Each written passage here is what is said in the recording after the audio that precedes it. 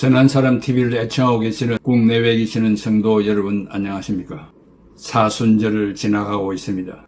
예수 그리스도께서 십자가 지시고 부활하시기 이전 40일 되는 날부터 사순절이라 그렇게 말하고 있습니다.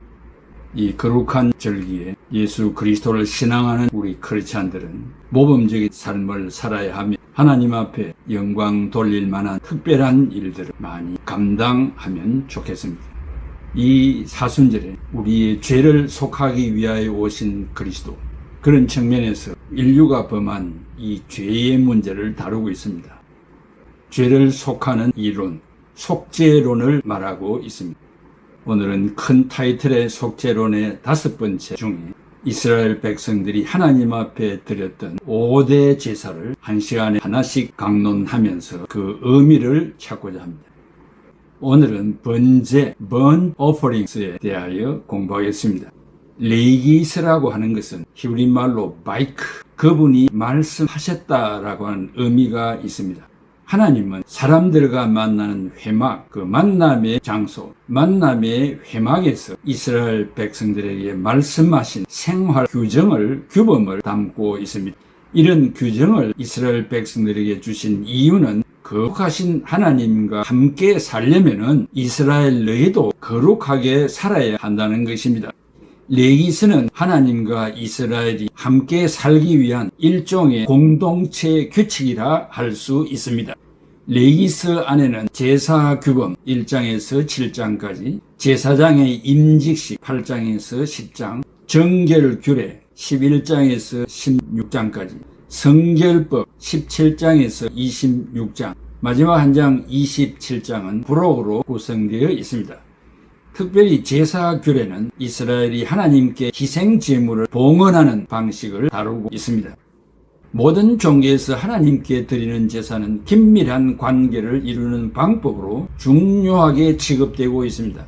제사에서 중요한 3가지 관점에서 중요한 것은 첫째 예물이고, 둘째는 하나님과의 교감이고, 셋째는 속죄와 용서의 제사입니다. 그 중에 피를 통한 사제의 중요성을 강조합니다. 이스라엘이 출애굽 후 1년 되던 해 BC 1445년 1월 1일 성막 건축을 마쳤습니다. 시내산을 떠나기 전 BC 1445년 2월 20일까지 약 1개월 20일 동안에 주어진 계시였습니다. 이스라엘의 광야 생활에서 가나안을 향한 행군의 역사 앞에서 쉴 만한 틈도 없었고, 언제 어느 시에 출발해야 할지를 모르는 긴박한 여정에 5개 제사를 드리지 않으면 안 되는 상황을 상세히 설명하고 있습니다. 1장에서 이 번제, burnt offering을 드리는데 예수 그리스도께서 몸을 드리신 것을 강조합니다. 2장에서는 소제, grain offering, 이 소제를 드리는데 생명이 없는 곡물을 드리는 것인데 죽음 이후에 하나님과 예수님과의 관계를 보여주는 제사입니다.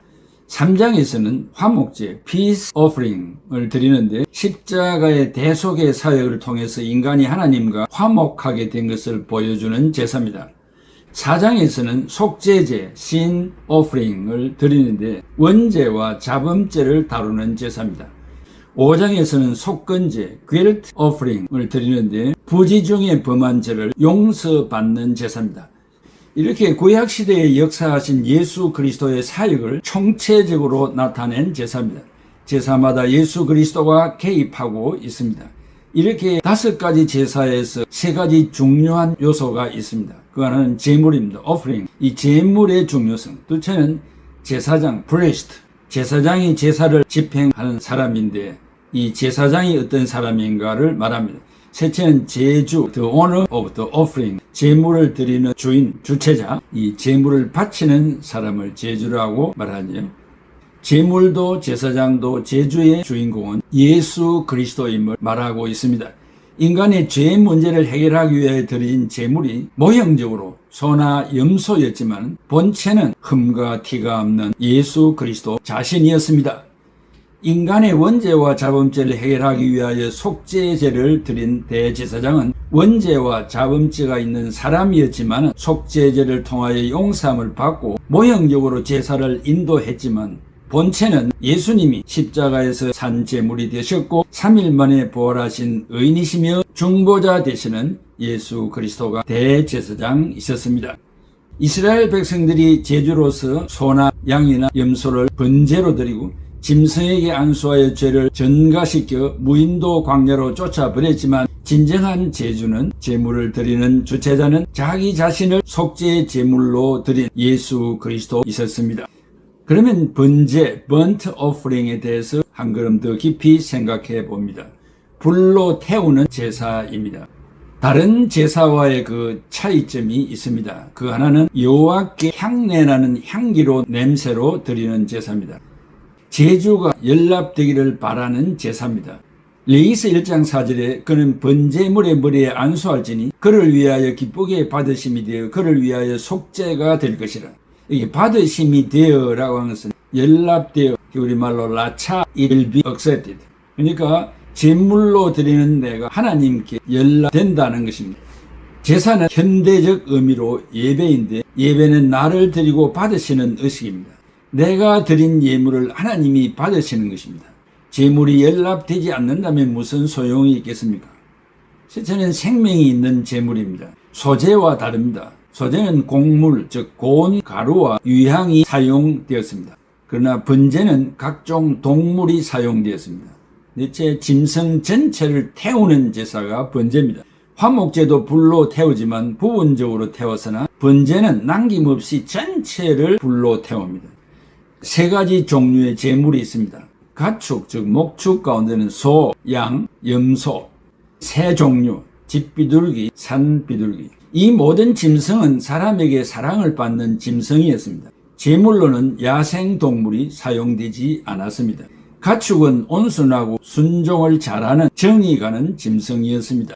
첫째, 제물이 비싼 경우 경제적인 측면에서 자신의 형편에 알맞게 제물을 선택하는 것이 좋습니다. 제물을 한 가지만 정하지 않고 다양하게 만든 것은 하나님의 사랑의 배려입니다. 골로새서 3장 11절에 거기에는 헬라인이나 유대인이나 헬라파나 무할레파나 야만이나 스구디아인이나 종이나 자유인이 차별이 있을 수 없나니 오직 그리스도는 만유시요 만유 안에 계시니라. 둘째, 제물로서 상징적인 이유가 있습니다. 소는 근면하고 양은 순종하며 비둘기는 평화와 순결이며 염소는 민첩하고 공격적인 짐승입니다. 우리 구주 예수 그리스도의 인격의 다양성을 보여주는 것입니다. 능력 있는 분, 온유하신 분, 평화로우신 분, 순결하신 분으로서 우리를 대신하여 제물이 되신 것을 말합니다. 셋째는 쉽게 예배에 제물을 드릴 수 있게 했었습니다. 집에 있는 것 중에서 드리게 했습니다. 남에게 구워서 드리는 것을 원치 아니하셨기 때문입니다. 헌금을 할 때 돈이 없으면 달러 돈을 이자를 주면서 드리는 것은 헌금 정신에 부합하지 않습니다. 하나님은 있는 것을 가지고 드리는 것을 원하십니다. 없는 것을 드리려고 하지 않습니다. 소유한 것 중에 섬이 없고 천박하지 않는 것과 새 것을 드리면 됩니다. 사도 바울이 고린도 교회에 부탁한 헌금 정신은 미리 준비하라고 했으며 내가 사용하기 전에 하나님의 것을 구별하여 준비하라고 했습니다. 잠언 3장 9절에 네 재물과 네 소사물의 처음 익은 열매로 여호와를 공경하라. 처음 익은 열매라고 하는 것은 제일 좋은 것을 의미합니다. 하나님이 나에게 주신 것 중에 가장 좋은 것, 최고의 것을 말합니다. 레위기 1장에서 흠이 없는 것을 드리라고 강조합니다. 구속의 제물로 드려진 예수 그리스도는 흠없고 티없는 하나님의 아들인 것을 증거해 줍니다. 성경은 그의 원수까지도 자신에게 못을 박은 백부장까지도 저는 진실로 하나님의 아들이었다고 고백했습니다. 예수님을 재판하고 사형에 넘겨준 빌라도까지도 나는 저에게서 아무런 죄를 찾지 못했다고 했습니다. 요한일서 3장 5절에 그에겐 죄가 없나니라. 고린도후서 5장 21절에 죄를 알지 못하신 분이라고 했습니다. 그런데도 그는 우리의 죄를 짊어지셨습니다. 히브리서 4장 15절에 우리와 한 가지 시험을 받았으나 죄는 없으시니라 라고 말을 했습니다. 예수 그리스도만이 인류를 구원하시기에 합당하신 분이십니다. 제사의 특성, 여호와께 드려지는 제사. 이 제물은 사람을 위한 것이 아닙니다. 모든 범죄는 하나님 앞에서 해결되어야 합니다. 모든 성직자들도 다 마찬가지입니다. 그것이 첫 번째 제사의 특징입니다. 둘째는 자진해서 드려집니다. 개역 개정판에는 그 의미가 조금 약하다고 생각합니다. 이 3절에 드리다라는 말이 3번 나옵니다. 이 효리말로 드리다는 카라브, 강요가 없는 자원하여 드리는 것을 말합니다. 예수 그리스도가 십자가를 지신 것도 할 수 없어서가 아니고 자초하신 것입니다. 십자가가 아니고서는 해결의 길이 없어서 자진하여 십자가를 지신 것입니다. 요한복음 10장 18절에 이를 내게서 빼앗는 자가 있는 것이 아니라 내가 스스로 버리노라. 나는 버릴 권세도 있고 다시 얻을 권세도 있으니 이 계명은 내 아버지에게서 받았노라 하시니. 빌라도가 예수님을 십자가에 못 박은 것이 아닙니다. 로마 군병들과 유대 관원들이 한 것이 아닙니다. 아무도 예수 그리스도의 목숨을 취할 수가 없습니다. 내가 스스로 버리노라. Lay down of myself 라고 했습니다. 생명을 자진해서 우리 위하여 주셨습니다. 나와 하나님과의 관계에 있어서도 자진해서 드려져야만 주님을 기쁘시게 할 수 있습니다. 그렇다면 우리도 자진해서 섬겨야 하지 않겠습니까? 누가 말해서가 아니라 누가 감시를 해서가 아니라 내가 하는 일이 값이 있는 사역이기 때문에 목숨을 드리는 것입니다. 셋째는 안수입니다. 4절에 그는 번제물의 머리에 안수할지니 이 안수 히브리 말로 사마크 야드 he shall put his hand 짐승의 머리에 손을 올려 안수 기도를 합니다. 여기에 3가지 의미가 있습니다. 그 하나는 죄에 대한 고백입니다. 제주가 이 제물을 드리는 사람이 안수를 하면서 자기의 죄를 고백합니다. 이 제물이 나의 죄를 짊어지고 나를 대신하여 죽습니다. 레위기 16장 21절 아론은 그의 2 손으로 살아있는 염소의 머리에 안수하여 이스라엘 모든 자손의 불의와 그 범한 모든 죄를 아뢰고 그 죄를 염소의 머리에 두어 미리 정한 사람에게 맡겨 광야로 보낼지니.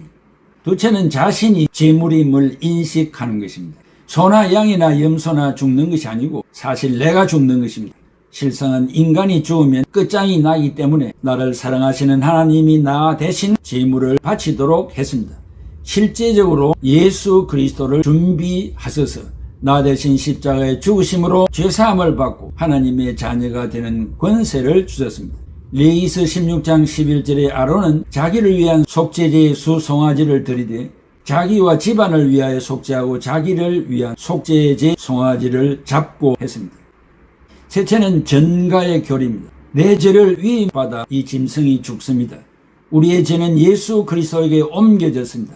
예수 그리스도는 나의 죄를 가져가시고 그의 의를 우리에게 전가해 주셨습니다. 나의 죄는 예수 그리스도에게로 그리스도의 의는 나에게로 전가되어 우리가 의인되었습니다. 그리스도가 죽음에서 부활하심으로 의를 주셨습니다. 로마서 4장 25절에 예수는 우리가 범죄한 것 때문에 내줌이 되고 또한 우리를 의롭다 하시기 위하여 살아나셨나니라고 했습니다. 5번째, 죽음과 피입니다. 제물은 죽어야 하며 피는 뿌려져야 합니다. 모든 죄는 죽음을 요구합니다. 그래서 예수님께서 나 대신 죽으신 것입니다. 피는 제단에 뿌려져야 합니다. 피는 생명이기 때문입니다.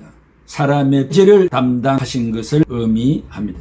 레위기 17장 11절에 육체의 생명은 피에 있습니다. 내가 이 피를 너희에게 주어 제단에 뿌려 너희의 생명을 위하여 속죄하게 하였나니 생명이 피에 있으므로 피가 죄를 속하나니라. 6째, 2가지 각을 떴습니다. 레위기서 1장 9절 13절에 내장과 정강이를 물로 씻을 것이요 했습니다. 내장은 깊은 곳 마음을 말하고 정강이는 다리이니까 행위를 말합니다.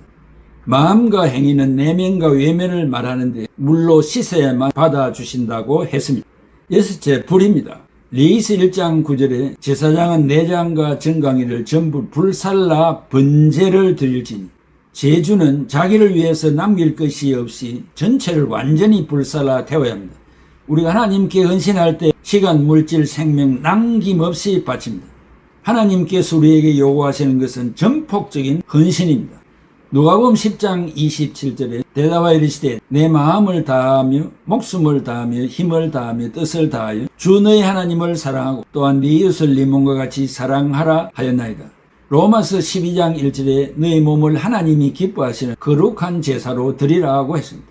제단에서 나를 대신해서 각을 떠서 올려놓은 제물이 완전히 타서 자취를 감췄을 때 나의 모든 것이 완전히 바쳐졌다고 생각하게 되며 이제는 남겨놓은 것이 하나도 없다는 판단이 될 때 절대 헌신이기 때문에 그 자리를 떠나게 됩니다.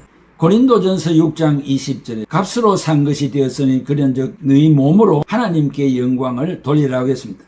나는 내 것이 아닙니다. 하나님의 것입니다. 그는 나를 구속하셨고 인도하셨습니다. 그렇다면 전폭적으로 주를 위해 쓰임을 받고 있습니까? 아직도 남겨놓은 것이 있습니까? 때때로 불이 와서 태우고 갑니다. 이것은 바로 심판과 진노입니다. 유대인들은 제물이 번제단에서 타는 것을 보고 심판받은 것으로 압니다. 즉 예수님께서 십자가에서 피를 흘리시고 다 이루었다고 외치셨습니다. 여타 종교는 내가 성취하고 영광을 자신이 받지만 기독교는 하나님이 성취하시고 하나님이 영광을 받으십니다. 나의 죄는 심판되었고 용서받았습니다. 용서받은 것이 감격하여 죽도록 충성하는 것입니다. 번제단에서 나의 모든 죄를 불태워 흔적도 없이 깨끗하게 소멸되었습니다. 그리고 완전한 심판으로 의인되어 영화의 몸으로 천국에 입성하게 됩니다. 요한복음 19장 30절에 다 이루었다. It is finished. 모든 것이 끝났다고 했습니다. 모든 것이 완성되었다고 말씀했습니다. 번제, 짐승을 각을 떠서 화로 위에 올려놓고 불을 지펴 완전히 태워 재가루가 될 때까지 기다렸다가 흔적이 없는 것을 알고 이제 그 자리를 떠납니다. 나의 모든 죄가 동이서에서 먼 것 같이 사라졌고 소멸되었음을 확인하는 제사입니다. 예수님이 나 대신 십자가 지시고 다 이루었다, 다 성취했다, 내가 율법을 다 완성했다고 말해 주심으로 나의 죄는 흔적도 없이 깨끗이 씻음받고 용서받은 제사를 말합니다. 구약의 성도들이 번제를 드릴 때 이러한 믿음을 가지고 드렸기 때문에 죄사함 받고 오늘도 천국에서 주와 함께 영광을 돌리며 감사하며 감격하는 삶을 살고 있는 것입니다. 사랑하는 성도 여러분, 이 사순절에 구약시대의 성도들이 번제를 드린 같이 오늘 우리도 예물 준비하여 번제단 위에 올려놓고 완전히 소멸될 때까지 기대하며 기다리며 현장을 확인하는 믿음의 성도들이 되시기를 바랍니다. 기도하겠습니다. 고마우신 아버지 하나님, 은혜와 사랑을 감사합니다. 인간의 힘으로는 원죄와 자범죄를 용서받을 길이 전혀 없었습니다. 우리 주님이 오셔서 번제의 제물이 되시고 우리의 죄를 깨끗이 불태워 주시고 흔적도 없게 하시고 영화로운 몸으로 만들어 주셔서 주님 계시는 곳에 영원무궁토록 살게 하여 주신 은혜를 진심으로 감사합니다. 우리 생명 다하는 날까지 이 은혜와 사랑에 감격받아 주님을 위하여 죽도록 충성하는 우리 애청자들이 다 되게 하여 주시옵소서. 예수 그리스도의 이름으로 기도하옵나이다. 아멘.